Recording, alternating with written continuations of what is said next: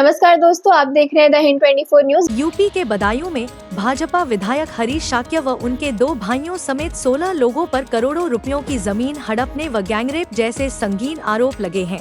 Court ने विधायक समेत सभी के खिलाफ गैंगरेप व धोखाधड़ी का मुकदमा दर्ज करने के आदेश दिए हैं।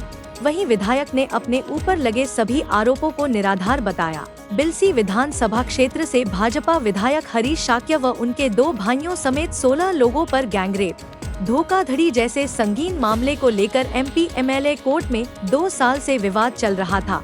एमपी एमएलए अपर मुख्य न्यायाधीश लीलू चौधरी ने मामले को गंभीरता से लेते हुए सभी के खिलाफ गैंगरेप और धोखाधड़ी की धाराओं में मुकदमा दर्ज करने के आदेश दिए हैं।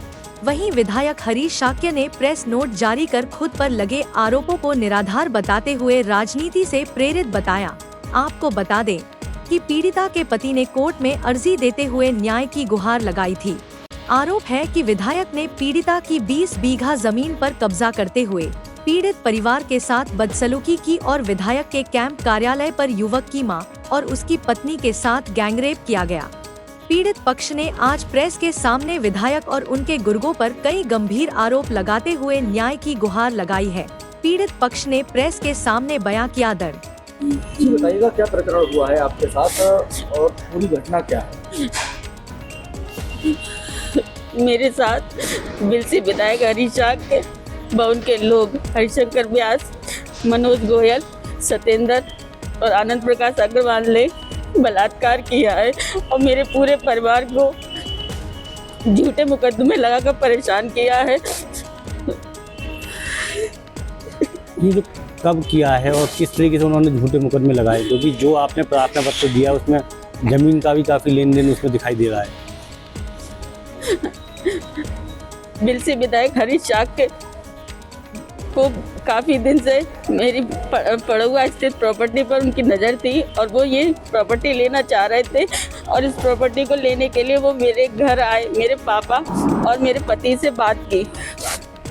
उन्होंने अपने हिसाब से प्रॉपर्टी को बेचना चाहा तो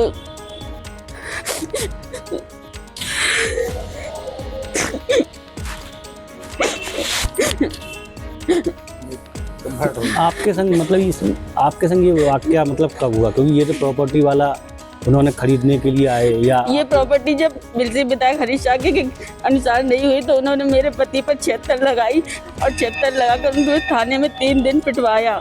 उस बीच उन्होंने इंस्पेक्टर राजेश शर्मा ने मुझसे कहा कि तुम जाके विधायक के पास जाओ और अपनी जो भी प्रॉपर्टी की बात है वो करो जाके। फिर मैंने अपने परिवार से कहा कि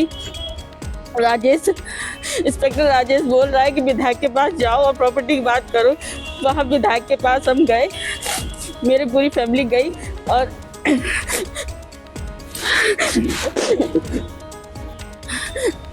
वहाँ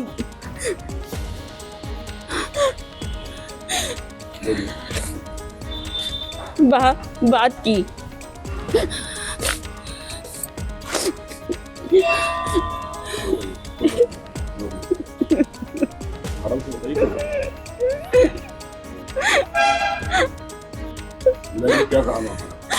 विधायक जी ने कहा कि तुम्हारे पति को हम जब छोड़ेंगे, जब इस कागजों पे एग्रीमेंट और साइन कर दोगी, तब मेरे ससुर ने, मेरी सास ने और मेरे ससुर से वहाँ डायरी पर और ब्लैंक कोरे कागज पर साइन करवाए और एग्रीमेंट करवाया। उसके बाद हरिशंकर व्यास ने अपने लॉन, ममता लॉन में 3 दिन मेरे पति को रखा और जब तक एग्रीमेंट नहीं हो गया तब तक मेरे पति को नहीं छोड़ा। उस बीच मनोज गोयल, हरिशंकर व्यास और सत्येंद्र ने मेरे साथ बलात्कार किया। जब उन्होंने अपने हिसाब से एग्रीमेंट करवा लिए फिर मेरे पति को छोड़ा। उसके बाद मेरी सास ने, मेरे पति ने बिलसी विधायक हरीश शाक्य और उनके लोगों के खिलाफ कार्रवाई की और जैसे ही बिलसी विधायक हरीश शाक्य को ये पता चला वैसे ही फिर उन्होंने मुझ पर दबाव बनाया और मुझसे कहा कि तेरा वीडियो पहले ही बना चुका हूँ, अगर अपनी सास और अपने पति को नहीं मना किया कि मेरे खिलाफ कार्रवाई ना कर तो मैं वीडियो वायरल कर दूंगा और तुझे बदनाम कर दूंगा, तेरे पूरे परिवार पर दोबारा से झूठे केस कर रीओपन करवा कर उन्हें सबको जेल भिजवा दूंगा। और फिर मुझे हरीश साके ने अपने कैंप कार्यालय में बुलवाया। वहाँ हरीश साके और आनंद प्रकाश अग्रवाल ने मेरे साथ बलात्कार किया।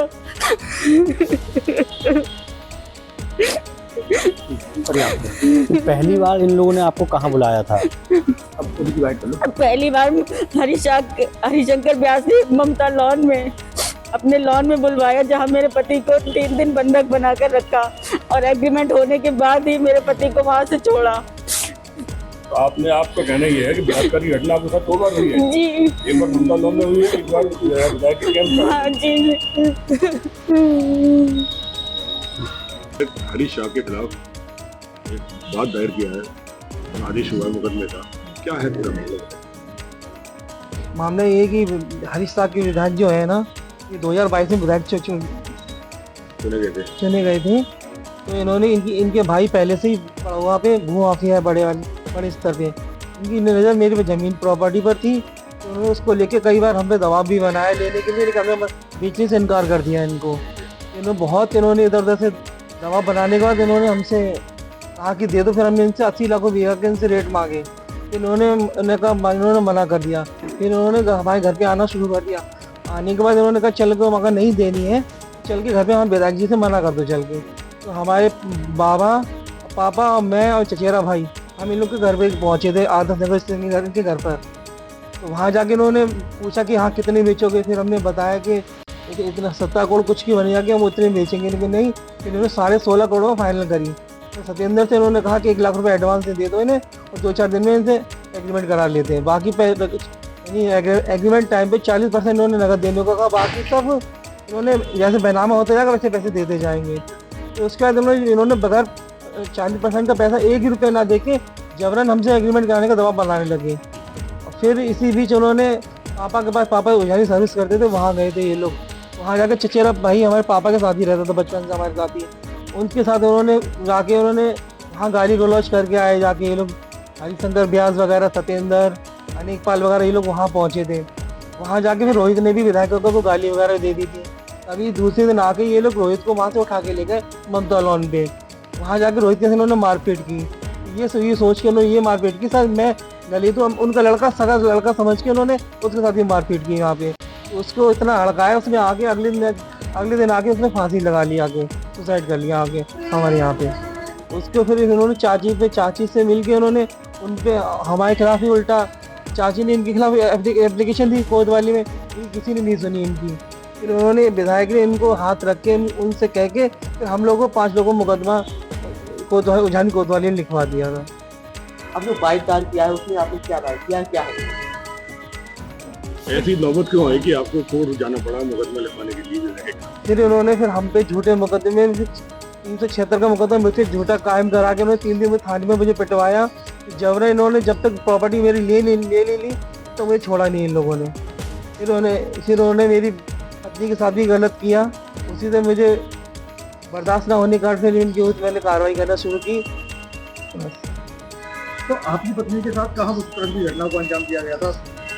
अब लास्ट टाइम मुझे पहले का तो पता ही था, लेकिन लास्ट टाइम इन लोगों ने जब मुझे पता लगा, मैंने पूछा कि इस टाइम रात में कहाँ गए थे, तो मैंने लड़के वगैरह की कसम दी। तो इन्होंने बताया कि ऐसे मुझे बुलाया गया। तो कहा गया था कि अपनी सास को, अपनी पति को समझाओ कि हमारे विरुद्ध कोई कार्रवाई ना करे, नहीं तो अन्यथा तुम्हें जान से मर, जो केस पहले बंद हो चुके हैं उन्हें रीओपन करा के दोबारा कार्रवाई करके जेल भिजवा दिया जाएगा। घटना को अंजाम दिया गया था, आपको कौन सी जगह पे?